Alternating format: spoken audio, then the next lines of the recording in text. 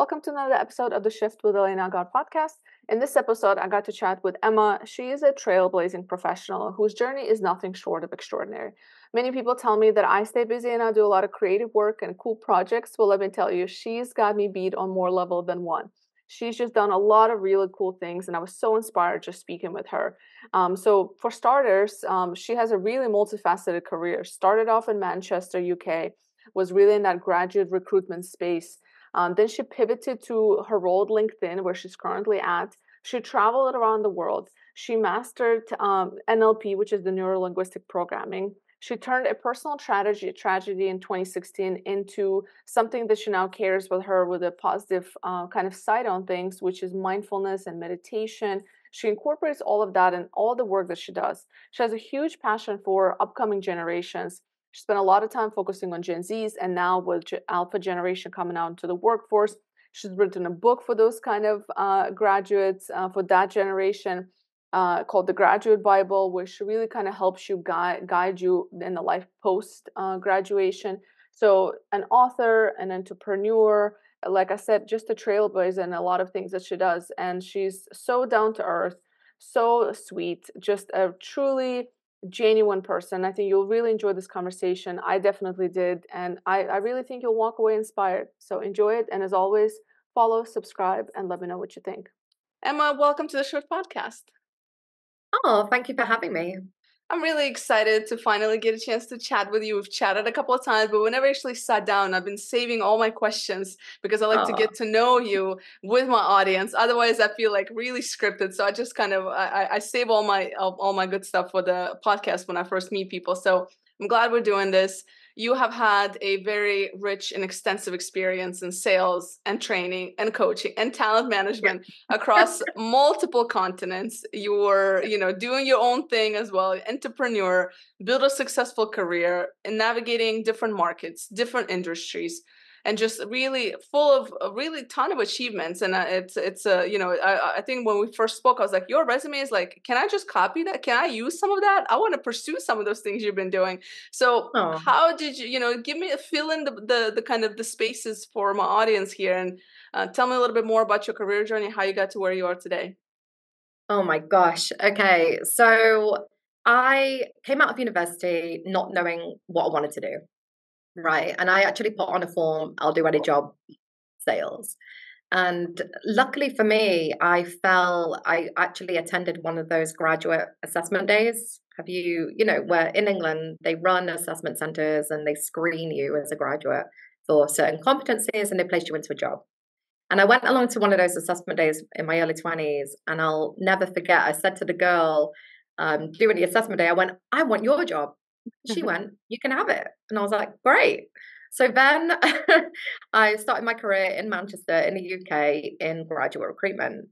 And then an amazing thing happened. So my managers from the UK went over to Sydney in Australia to set up and copy the business model pretty much and take it over there. And they hired me as one of the first employees because I was doing really, really well in England in sales, funnily enough. And so I was one of the first employees. I was in my early 20s. I had this incredible opportunity to go over to Sydney, Australia, to work in a graduate recruitment business. Fast forward a year later, I was doing really, really well for them. And then another client came up to me and said, look, I'd like to set up a competition. I'd like you to be the founder and run your own business here in Australia. And I was like, wow, what an opportunity. And it was an incredible opportunity. But I just couldn't handle the guilt, which is such a shame because it was like a fantastic opportunity. I had equity, but I just couldn't handle the fact that I'd gone into competition with my friends, really. So I had to leave recruitment altogether. And I went to work for one of my clients, which was a large software company. But at that point in my life, my dad, who was based in the UK, was getting a bit sick. And so I made the decision to leave Australia, right? But before I left Australia to go back to the UK, I said to myself, I just won, right? So this was a really funny story. So I'd won $5,000 worth of Westfield shopping centre vouchers from the company I was working at. And I went into the Westfield and my intention was to buy a Chanel bag, which is like, I've never bought anything like that before, but I had all this free money. But I walked past STA Travel and it said round the world ticket 4,999. So I had a voucher for 5,000 in my hand. So I went into STA Travel and I went, can I use this here? And they were like, yeah. So I ended up booking this round the world ticket, and my little intention was, okay, I'm going to leave Australia, I'm going to go traveling around the world, and I'm going to go back to the UK. And then, of course, life happens, right? So I'm in Bali, I've had the best night of my whole life, and then I get this phone call, and it was my sister, and my dad died. And I'm like, what the heck? So then I had to make my way back home, and you can just imagine, like, I could not understand what was going on. And I got home, went to the funeral, and then I continued traveling because I thought that's what dad would want me to do. So there I am, I'm in South America on my own, don't speak the language. My dad had just died. And what's funny, I really believe in the universe providing, and I kept meeting all these meditation and mindfulness teachers. And I got really heavily into spirituality, meditation, mindfulness. And so what happened was at the end of my travels, I end up in Los Angeles where my older sister lives. And suddenly I'm in the library and I just start writing. And I wrote a book to help graduates. So I basically took all of my previous knowledge from graduate recruitment, plus this mindfulness and meditation I had been learning, combined it together.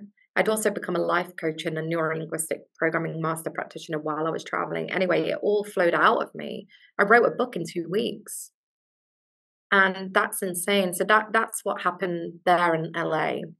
And then another really interesting story. So while I was traveling, I met a girl, as you do, an English girl in Buenos Aires. And I was offered a fantastic opportunity to stay in this amazing apartment in Palermo in Buenos Aires. And I said to her, I was like, do you want to come stay with me? And so we did. So we shared an apartment for a month, me and this girl. Then when I was at the end of my travel, I love how the universe provides, as I said. So I was at the end of my travels and I was on startup.co.uk, and I saw that the fastest growth startup in the UK was a company called Huddle. And I saw that the founder lived in San Francisco. So I pretended I was in San Francisco. I was in LA, and I messaged him and I said, look, I'm writing a book for graduates. Can I come and interview you? And he went, yeah. So I fly to San Francisco to meet with him. And guess who he was best friends with at university? The girl I just lived with in Paris. Wow. So, and I figured that out because Facebook, and remember, this is back in 2011, like, social media wasn't as big as it was now, right? And I saw that they were connected and they were best friends. That's like, crazy. What is the chance? So I said, look, if I go back to England and if I set up a company helping graduates get jobs, will you work with me? And he went, yeah. So I won the fastest growth startup in the UK as a client, even before I got back to London to set up my company. Wow. So I then arrived in London and I set up my company, and I had the fastest growth startup in the UK. I had amazing clients. I partnered with a lady called Bev James, who was in business with James Caan, who was on TV's Dragon's Den. I mean, I was set up for success. Like, you've never seen anything like it. Like, it was phenomenal. But then grief hit like a ton of bricks. So anyone that's been through, obviously, the death of a parent, death of anyone really, knows probably what I'm talking about. And I'd hidden the grief because I kept traveling and, set up a business, wrote a book, and then it hit me and it was bad. And I fell into a very severe depression. I ran out of money, like totally. And I had to move in with my grandparents in London. And that was back in 2013. And my grandpa turned around and said, you got to get yourself a job. And I said, well, what company matches my values of, really helping people get jobs and creating economic opportunity? And the only company that I could think of was LinkedIn. And so I messaged the recruiter at LinkedIn and I said, hey, I really want to work for you. What do I need to do? And he went, let's chat. And then I was, I really wanted to live in America. My sister lived in LA. It was the last place I saw my dad alive. And so I made the decision. I have to be in the top 1 or 2 performers globally in sales, and I'm going to get transferred over to America. And that's what happened. And so I did really, really well for LinkedIn in London. I got transferred over to America in 2015. And then I've kept the Apprentice project going, which was my business, as an educational resource to really help teach young people about how to get jobs and how to sell themselves and how to set them up for success. Combining meditation, mindfulness, and all the practices that I have learned from, from everything that I have learned and can contribute. That's an amazing story. I love that. What is it about mindfulness and meditation you think that is so impactful? Oh my gosh, my goodness, it's life transformational. I think it's clearing the clutter from your mind. So in 2016, I'll give you another example actually. So in 2016, I was living in San Francisco, and I had a very traumatic thing like happen in my life, and someone said you need to meet this woman called Dr. Amy Cajay. And I was like, okay, who's Dr. Amy Cajay? And she is a happiness coach. So I met with Dr. Amy. She's PhD in positive psychology, happiness coach, and I meet her. I've never met anyone quite like her in my whole life. She comes to my apartment with flowers and some whipped cream and some pasta. I mean, pizza or something. And she made me a hot chocolate with whipped cream. Never met her before. Like, she made me a hot chocolate with whipped cream and gave me some pizza and some chocolate and sat me down and taught me about happiness. And I was like, oh my gosh, right, tell me more. So I embarked on her happiness program, happiness makeover program, and 3 to 4 year program studying happiness. And guess what the two main components of happiness are?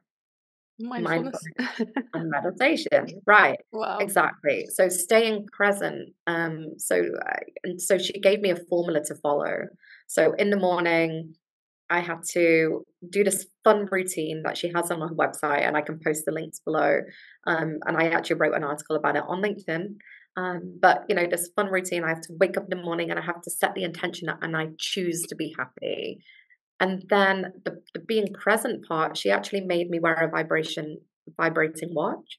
Every 5 minutes it would go off. And so whenever it went off, I would have to ask my senses, like, what did I see? What can I hear? What can I taste? What can I feel? And really bring me back to the present.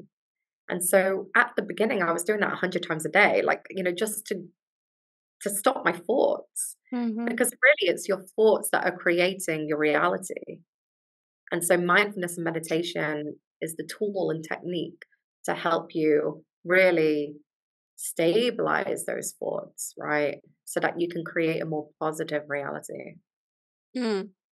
and As happy. as yeah, as you're speaking, I just think about like how we're so distracted these days that it's almost so hard to even be Mm, still and be quiet. And I see this a lot in executives as well. We always hear of the successful ones that are, really mindful and those that like reach that pinnacle, but there are a lot of them, especially like, new leaders or rising managers or just executives across board are just so overwhelmed, stressed. Like there's mm. so much there, and it's always amazing to me when I hear this kind of information, because I practice it as well and I understand the impact, but it's so simple and it's free. Yeah, I Yet we know. don't Yeah. use it, right? Like what is it, why is it so hard? Right. I think it's because there's a preconception about meditation, and I think a lot of people think they're doing it wrong.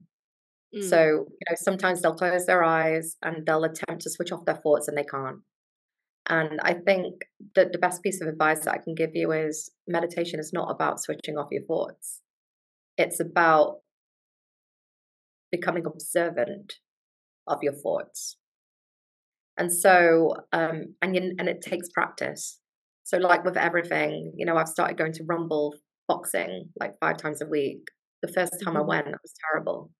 Now I'm actually really good, and I can compete with all the 20-year-olds at the front of the class, right? But at the beginning, I was really bad, and I was hiding in the back.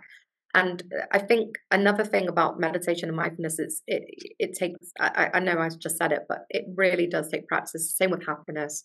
And so the formula that I had to follow every single day For meditation, mindfulness, it's the same thing. So what I would do is be compassionate with yourself, set a timer, start with a minute.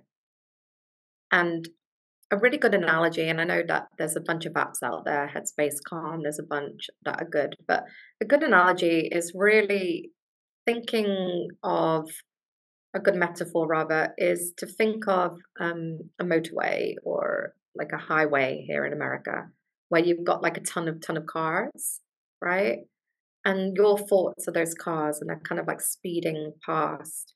And really, what you want to be doing is just observing the cars going along the highway, and Mm-hmm. then and then to kind of focus on one car and really just let it start from the beginning to the highway and to the end and keep going.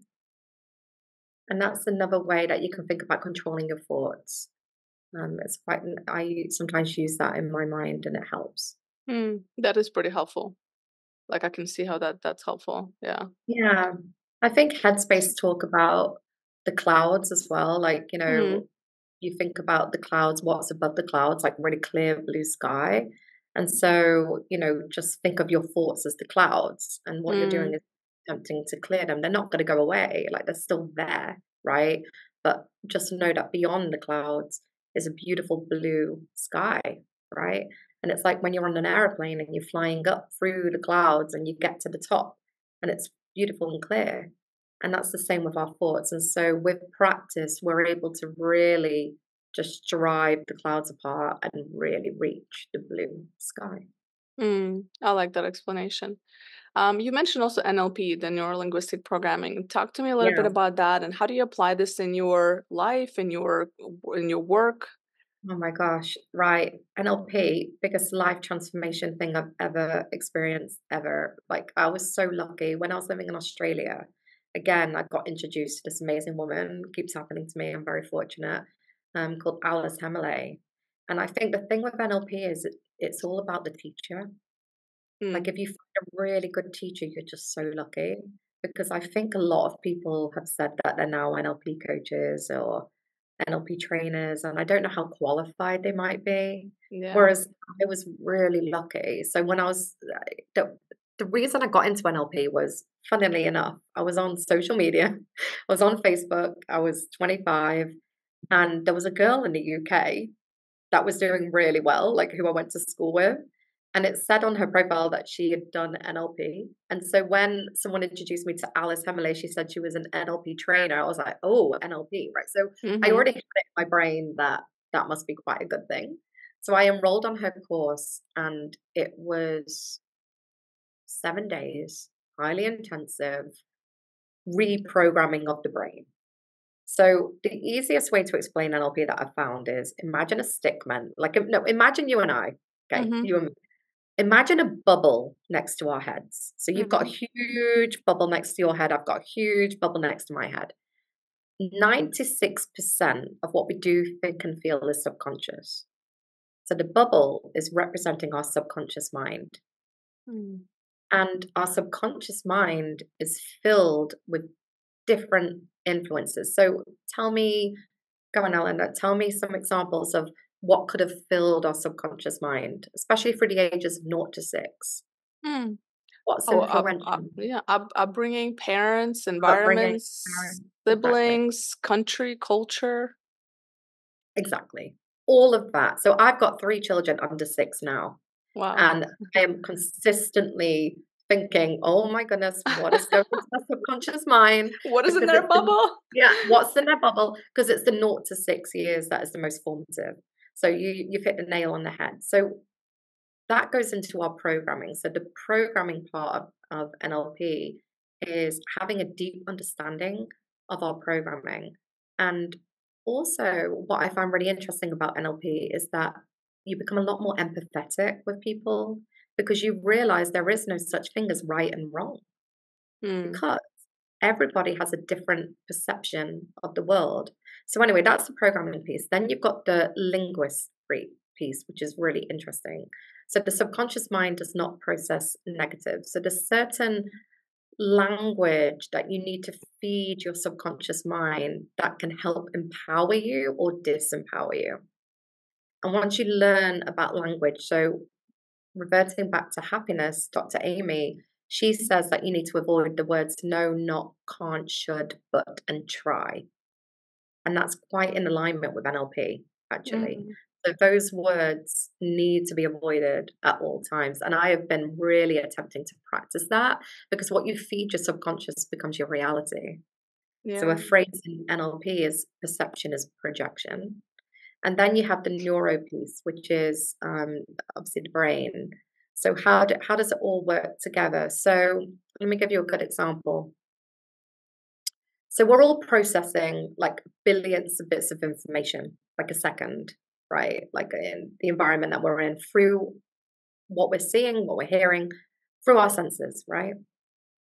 We can't possibly process all that information. That's too much. So our body, our brain, the neuro needs to either delete, distort, or generalize that information.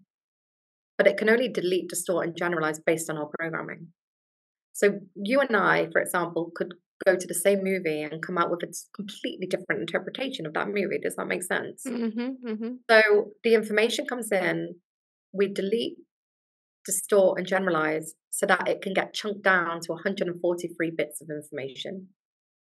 And that 143 bits of information, or it might be 134 if I got that wrong, becomes what we see in the world, becomes our projection. So how do I explain that? So if I ask you to close your eyes, right? And when you open your eyes, Eleanor, I just want you to see yellow. Just open your eyes and see yellow. You're only going to see yellow, right? So Mm-hmm. you get what you focus on. Mm-hmm. So how do I circle this back? How can it be more empowering when you learn NLP? You can catch your language. You can catch what you're saying about yourself. So I'm not good enough. And these are called self-limiting beliefs. So I'm not good enough. I can't do that. I should be doing this, etc., etc. When you catch yourself saying something like that, reframe it. I'm unable to do that yet. I see that other people have done that, so there is an opportunity for me to be able to do that. So right now I'm unable to. So you know what I mean? So Yeah. we have to rephrase and retrain our subconscious mind. And it's so empowering, because I found out that I had tons of self-limiting beliefs, like about money. Like a very common one is about money. Money Mm-hmm. doesn't grow trees. You can't be rich. You're poor. Like whatever it is, these self-limiting beliefs go into our programming and make us and that's the reality that we see, um, and that's what's fed to us through the information that we get while we're out in the world today. Does that all kind of make sense? I know Yeah, it's pretty complicated. absolutely, Okay. absolutely. It's very clear, and it's, Yeah.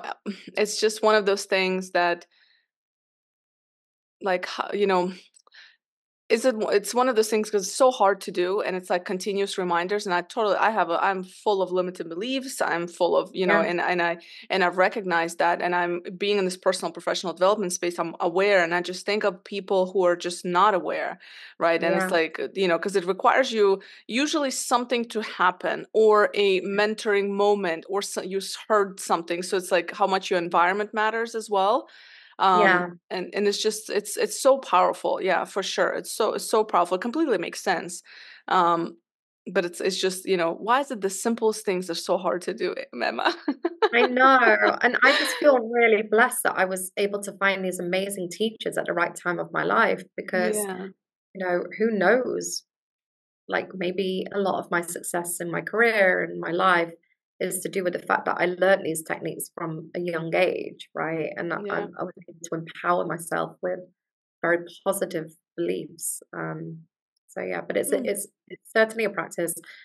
If you ask my husband, he'll probably say I'm the most negative person he knows, right? So do not like think I'm consistently positive all the time. Like I wish, Yeah, we Dr. all Amy have our for days. sure. Yeah, we all have our days. Dr. Yeah. Amy for sure is, though, which is very unique. With me, it takes a lot of practice, and I have to remind myself, and I have to include it in my daily rituals. Yeah. And in the graduate Bible, the book that you Yeah. wrote, are you putting some of these principles in there as well? Did you? Yeah, a little Yes. bit actually. Yeah. Yeah. So I did write about Dr. Amy's happiness routine and mindfulness and meditation, but only a small bit. Really, it. But yeah, actually, I do, like Mm. throughout, sure. But really, what I love about the Graduate Bible is a lot of young people are unaware of how to sell themselves, Mm-hmm. right? So they'll come out of university, they'll come out of college, and I think they're just expecting a job, which used to be the case. So it's not really their fault. Like is like a real shame. Whereas now they've really got to demonstrate how they can add value to a company. And that goes back to my sales training, right? So think of yourself as a product. Mm-hmm. Companies care about three things. They care about making money, saving money, mitigating risk. So Mm-hmm. how are you positioning yourself in a way that helps the company in those three ways? And that's what the Graduate Bible really centers on, and plus learning how to connect with different people. So another person that I was introduced to very fortunately in my life when I had my business, the Apprentice project, was a guy called James Knight that created this brilliant framework called IMA, standing for Identify, Modify, and Adapt. And I write about this in my book, The Graduate Bible, because IMA to me is the most important thing that you can learn. It says that we are all four different styles. So we all have four different communication styles. So you'll either be right brain, left brain, assertive, or non assertive. And so you have to determine who is who. Are they a red, a yellow, a blue, or a green? And I teach you how to identify. And then you'll modify your behavior and adapt accordingly. So if you're on an interview and you're a yellow and you're on an interview with a green, how do you modify and adapt? And and vice versa. So there's a bunch of that, and you need to learn that in sales. You need to learn that in life. You need to learn that in interviews. You need to learn it in dating. There's a Yeah. lot of different areas that you need to, learn that. And it's also very empowering because you realize that you only naturally connect with 25% of people, and Wow. 75% of people are very different. And they'll speak differently, they'll think differently, they'll act differently, they'll use time differently, they'll work at a different pace. And so becoming aware of those differences is just so important. And it's good. Mm. I like your connection between sales and a core, like just B2B sales, so to say, and then actual Yeah. like selling your brand. Because at the end of the day, you're just selling a brand, and Yeah. whether it's a company brand or your own brand, I love Yeah. that. It's just like and changing quick like mindset change. Be like, oh, I am the product, as you said, and I need Yes. to launch myself into the market, and then you almost like can apply those like marketing strategies, right? Yeah. So Exactly. what would you like for a young graduate or a parent of a young graduate listening to this? Where do they start? Like, what would you recommend? Right. So I think the two, like from the research that I've done, interviewing tons of graduate employers and etc., the two biggest things that they look for are passion and focus. Mm, I think the biggest challenge that graduates have is really articulating that passion and focus. Like, what do they want to do and why? mm. And I help somewhat in the book. Like, there's a couple of exercises that they can do to really go deep. I would encourage mindfulness and meditation, and I would be really centering myself. In fact, I do write about that in my book. So just going into a quiet area and just thinking about, well, what are my strengths? What are my motivations? What do I like to do on a day to day? What am I good at? Like if someone was to ask the neighbor down the street what they would purchase me for, what would that be? Like what would they not purchase me for, but you know Yeah. what I mean? What would they Pay me for to do for pay me that. for? That's the one. Brilliant. So, you've just got to start being a little bit more consciously aware of the value that you bring. Hmm. And then you can start identifying different roles where that will match. And then, of course, LinkedIn is a fabulous resource. Also, networking and speaking to people, like speak to your parents, speak to their friends. What do they do? What do other people do? What's that random cousin that you haven't spoken to for years doing? And also leverage your alumni. Go onto LinkedIn, go to the alumni, really dissect what different people are doing, and then of course reach out to them, ask for a virtual coffee, see if you can pick their brain, and just really go into the job search the same way that you would the dissertation at school, like Mm, do your research. And then once you've identified the job that you'd be good at and that you want, then that's your passion and focus. And then everything has to kind of scream that. So I'll give you a good example. So I write about this in my book, The Graduate Bible. And this guy actually wasn't a graduate. He hadn't been to college. But I get this phone call from a dad and he's like, can you help my son? He's 17. Like, he can't get a job. So I meet him, and there was a really young, shy guy that I met with. And I said, what do you like to do? And he goes, I like to play video games. And I said, okay, so how many hours a day are you playing video games? And he goes, 8 hours. I went, okay, great. I said, well, who do you think would find it valuable that you test games for 8 hours a day? He went, no one. I said, think again, like what companies would find it valuable that you test games for 8 hours a day? And he went, I don't know, gaming company. I went, correct. And I said, look, how can you make money for a gaming company, save money for a gaming company, mitigate risk for a gaming company? And we spoke about that. And he goes, well, yeah, I could like help them make money because I know what games are good and what are not good. I can help them save money because, I can test the games and tell them what's not working and what could work, and I can help them reduce risk by launching a game that's not going to sell. And I was like, brilliant. So then I said, I want you to start a blog, and I want you to write about every game you play. What do you like? What don't you like? How can it be improved? And so then he added that blog to all the social media sites. So going back to what I was saying before, then you have to scream that you've got that passion and focus. This is what I mean. So he built his personal brand with the passion and focus. And he wrote, obsessed with everything to do with gaming, seeking a job in the gaming industry, right? Wow. So everything about this guy, if you look at his profile, you'd be like, oh, this guy wants a job in the gaming industry. He's written a blog. He started following people that work in gaming, CEOs of different companies, etc. So from a perception perspective, from an employer perception, it looks like he wants a job in gaming. In the end, he got a job as a games tester at Sega. Wow. That's awesome. Fabulous story. Right, exactly. So that's what I mean by this. So passion and focus, to answer your question, and then putting it into action. You know what else I've noticed in a lot of young people is that there's also a lack of information, I think, sometimes available. I was talking to a fresh graduate. I'm doing some mentorship for him, and the first time we met, so he was recommended for me to speak with through a friend. So I was like, okay, I'll just have a chat and kind of go from there. And he was a valedictorian of his class, and we were chatting. I didn't see his resume yet or anything like that.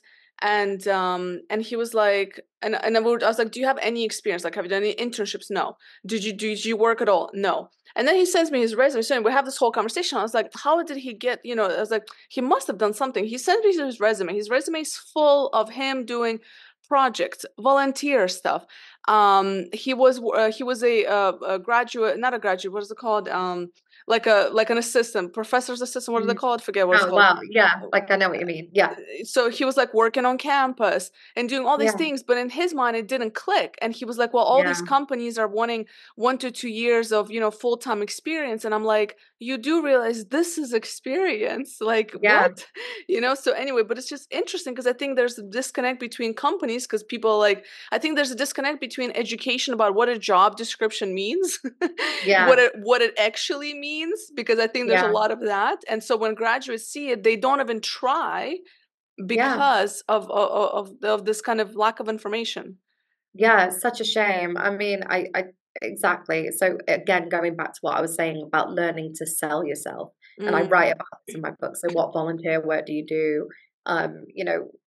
So that guy that I spoke about, he didn't have much experience. He worked in a retail shop like a minute. But we were able to kind of, tailor the resume so that, he worked in a gaming retail shop. So again, it kind of went back to the personal brand piece that is obsessed with everything to do with gaming. So as long as you've got a story to tell, but I totally hear you. They just, no one, I think they're being failed a little bit. A lot of these young people, like no one is educating them on how powerful those experiences are, what they do actually at the university. And on that point, I kind of also turn selling yourself. LinkedIn has done a great job selling themselves. I love LinkedIn as a platform. What is it about, in your opinion, having been in LinkedIn Yeah. for so many years, what is it about the corporate branding? Like, what happens inside LinkedIn that you're like, it's like, it's really strong messaging out there. It's Yeah. still it's still the top platform for networking, for job search, although there's a lot of many other ones. What is it that makes LinkedIn unique, I guess, in your opinion? Oh gosh, we've always been members first. Mm. So everything we do is members first, and that is it, really. So although we have multi-billion-dollar companies on the back end, and I work for one of them, and we work with the largest companies in the world that are looking to hire talent or market using our platform, or use Sales Navigator on our platform to ping salespeople. Our philosophy is members first. So we just will do everything in our power to make sure that the network is valuable, that people go on there, that they feel like it's a trusted social media platform. We always win the most trusted social media platform the last few years, which is great to see. And yeah, I think that's it. We just make the experience really, really good for members. We want to encourage as many members as possible, and we're not putting profits before that mission. Mm. So that's why. Yeah. And what are you most excited for the next year or 2 years? What, me Your personally? career. Yeah, in your Or my career. career? So I'm really excited. So LinkedIn actually published a Future of Recruiting report recently. And one of the things on there in the top 5 is that Gen Z need a new playbook. And I feel like companies are really struggling with attracting and retaining Gen Z, and actually even Gen Alpha, because Gen Z, they're older now. They're like Yeah. 27. They're like, they're making up 30% of the global workforce currently, probably going to be 50% in the next few years. So this whole Gen Alpha, Gen Z generation, how can I help companies really attract and retain that talent? And how can we provide opportunities for that talent within organizations as well, and set them up for success? Mm. So that's something that I'm really passionate about. Yeah. Yeah. Gen Alphas are coming in strong, you Yes, know? Yeah. I it's wonder. really interesting. Yeah, yeah, it's a whole generation. We don't. You're totally right. Gen Zs are getting older. Like they're not Yeah, even, like they're getting older. We keep saying Gen yeah, Zs. We've been so obsessed with Gen Zs that nobody's yeah. even focusing on the alpha. Who even knows what they want? Do we even have any data on alpha? Apparently, Deloitte published a report. I'm gonna have to read it. I haven't read it yet, but Yeah, I think I don't know whether that's specific to Gen Alpha. I still have a feeling that might only be Gen Z and millennials. So yeah. I'll have to do some digging. Maybe we don't have enough data yet on Gen Alpha. I Yeah, don't know. You know what I yeah. mean? Well, they're 14, aren't they? The oldest are 14. My Yeah, kids are Gen Alpha, like, which yeah, is insane. yeah, But they're coming into the world of work very differently. They're seeing their parents burn out post-pandemic. Um, you know, it's so interesting. Like I can't even imagine mm. what's in their brain. And then of course the speed of technology and AI. Whew. Who knows what the world of work is going to be like in the future? But this is going to be a whole new roadmap, and I'm excited. Like I want to be, the pioneer of something. I want to be. That's what I'm focused on. Yeah. All right. Fun question. If your kid was graduating high school right now, and one of your kids, and they Yeah. wanted to go study into college, what would you have them studying? Oh my god. Oh dear. Entrepreneurship, business, Yeah. yeah, like real estate, like something difficult.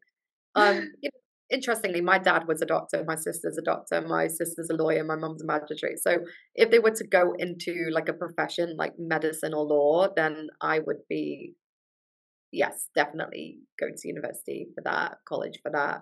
But really, I think with my kids going to college, if they don't want to go into a profession, like architecture or law or engineering or whatever it might be, or medicine, then I would just be letting them go for the experience and for the social aspect, because Yeah. I think that's really critical.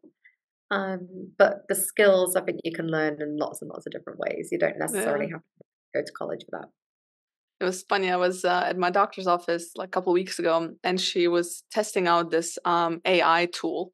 And I was like, "Oh my!" She was like, "Do you mind if the AI listens to us and like it will summarize the notes for me?" And Oh like, my and God. I'm like, "Oh my God!" I'm like, "Where?" I was like, Is this an insight into the future? Like now, it's like even when you become a doctor, you're now becoming you need your assistant is going to be AI.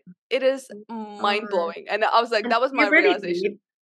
do you really need that? I suppose now with in America, because everyone sues the doctors all the time. So I it's don't know. probably something that's really important. Like, because my dad was a doctor on NHS and same with my sisters. So, Yeah. but here it's so different, isn't it? Like they Oh have to yeah. come acts and But you know what crazy. she said? She said it was so that she doesn't have to take notes and she can spend more time talking to me, which kind of makes sense. So she's spending No. more time with me because you know that's the biggest issue. Like we have 5 minutes with a doctor when we go in America, right? And so Yeah. she's like, the AI is going to take notes and summarize this conversation for me. And so I can spend more time actually like focused with you. It was something I don't remember the exact, but it was No, basically I that was the understand, message. And I but was like, really, you would expect your doctor to just be able to have a conversation with you and and then make understand notes what's after. going on. Like, I mean, yeah, I get it. I Yeah, mean, this yeah. is what's happening in all aspects of everything. Like, every sales call I have is recorded. Like, every recruiter call is recorded. I'm sure. Wow. Um, there's this is where the industry's going. But I think with medicine, those kind of notes need to be. I don't need to understand Yeah, the like it privacy. cannot, yeah, exactly. Like I'm Yeah. like, I don't know how much I want to tell you now. I'm fine, don't worry. I Exactly. feel Yeah, perfectly it might fine. stop people from really like being open and honest, knowing that Yeah. it's being recorded. Yeah. I don't know, I but don't that's where we know. are, Emma. I don't know. I don't know where we're going. But before Uh, I ask you my last question, where do you spend the most of your time? I'd imagine it's LinkedIn, but if somebody wants to get the book or talk to you or just follow your work and content, uh, where do they go? yeah, that's a great question because accidentally my Instagram got totally shut down. So I have a Facebook page for the Apprentice Project. I have a LinkedIn page for the Apprentice Project. I'm on LinkedIn under Emma Vites Patel. And yeah, I'm working on marketing my book a bit more because the feedback I've been getting is actually really good. Like I spoke at an event recently, and then one of the graduates there, a master's information systems at Stevens, literally was like, I can't put the book down. Like, I'm addicted. Thank you so much. And I keep getting a lot of testimonials and feedback like that, which is so nice. So I Hmm. will do a better job at marketing. But yes, you can go onto Amazon. You can type in The Graduate Bible by Emma Vites. It will be there. And yeah, Awesome. head on. I'll make sure to share in the show notes and Thank I'll you. share it on the Bloom Youth page as well on LinkedIn. We have quite a Okay, nice little great. following and it's all graduates like for young people. So Oh, and perfect. so the more people need to know about it. Thank Last question that I ask all of my guests is what is one question you wish people would ask themselves more often? Okay. So it's like I feel like I just thought about this. It's quite morbid. But how do I wanna be known when I die? Like, how do people, you know, what's my legacy? Like, what do I wanna give to the world, and how do people, like, want to, portray me? Like, how would they portray me? How would they describe me? And so really being acutely aware that life is short, we don't know when we might pass away. Like, my dad was so young, and I think that's always on my mind now. I'm like, "Okay, like, how well do I treat others? Like, what impact am I bringing, and am I adding value?" I love that. Well, Emma, thank you so much for everything that you're doing for the Gen Zs and then hopefully alphas as well. So that's the Yeah. next book is the alphas. Now that you will know them even better because your kid's alpha. Yeah. So give it a couple years and write us another book on alphas. Yeah, And I yeah, will. I'll look forward to following your work more and chatting with you again sometime. Okay, great. Alright, thanks so much, Eleanor. I'll speak to you soon.